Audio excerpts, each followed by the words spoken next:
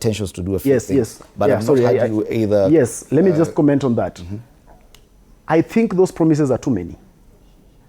Action needs to be done because the burden of responsibility rests with you. You have been given the office.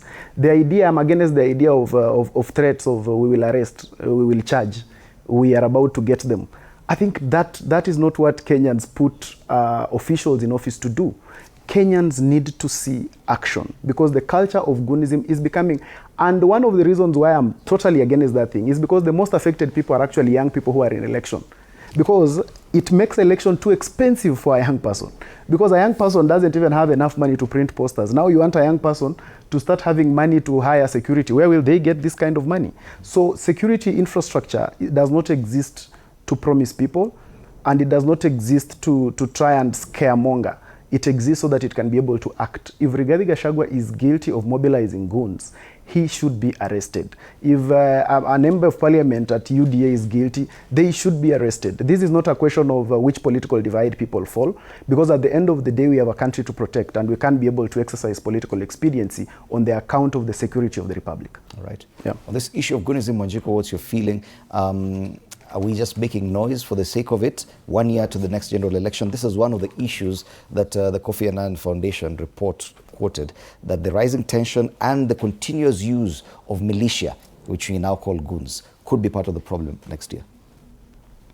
I'm very concerned and worried about the trajectory that we're taking as a country. And you see, with violence, then that means that young women and young people will not participate, because violence moves towards voter suppression and also participation, election participation. That means then we won't have many young people vying for office, that we won't achieve our dream, our overarching dream of representation. And if we look at our leaders today, they don't reflect the population, its population, and because we had a lot of voter apathy in 2022. But now that young people are very awake, they're looking forward to participate in 2027. And that's why we've seen campaigns such as Nico Kadi being very successful and very influential, because young people are looking forward to 2027. But with the goon politics and the militias, then that shows that young people will be afraid to come out. Women will not run for office. Women will not participate in elections. Then 2027, again, it's leaders that do not reflect the true voice of Kenyans. And then we'll have the same feeling, young people rioting, because protest culture also has become very common in this country, because again, that's how people feel that they're listened to. Then we'll have people even now attempting to even wataingia State House. So if we don't tame goon politics today, then it has a cycle that will wind down to, or it will snowball to voter suppression in 2027 and non-participation from the special interest groups. I also want to say that because goon politics came into play fully well within this electoral cycle in 2024 when young people tulifanya maandamano. And at first it was serving government, because we've seen police work hand in hand with goons. We've seen police protect goons.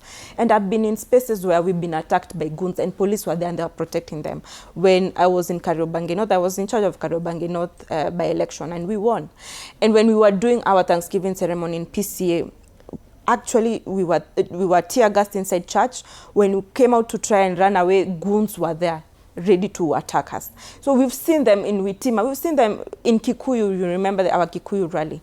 So we've seen them work hand in hand in police. But today, the same people in broad-based are being affected by this issue of goons. The other day I was in studio with Honorable Aladwa, and as we walked out, we met him being waited by goons. So he had to rush out to run away.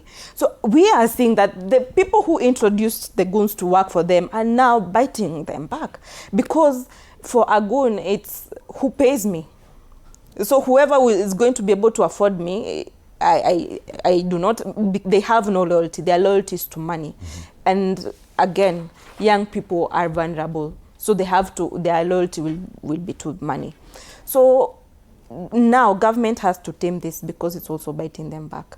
But we've seen CS Murkomen, who now is very obsessed with my party leader, Rigathi Gachagua, is always on TikTok speaking about him. We want to see him do a firm work about these governments. We've seen accusation done to PS Raymond Omolo by politicians who say they have sent goons to attack them in Kisumu. We saw Otsotsi, what happened to Otsotsi. We've seen Professor Ojenda being also accused of supporting goons. So politicians are really anchoring, or they're the point person to the whole mess that you're seeing with goons. But politicians, most of them don't care about young people. For them, it's about themselves.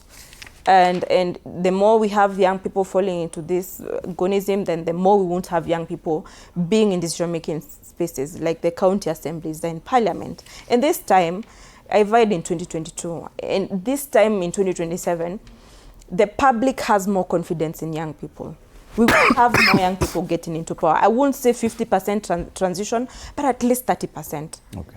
We will have 30% transition of young people into powerful positions. I look forward also to be in a very powerful position to implement the youth agenda in this country, because the youth bulge, we've kept postponing the youth bulge for quite some while.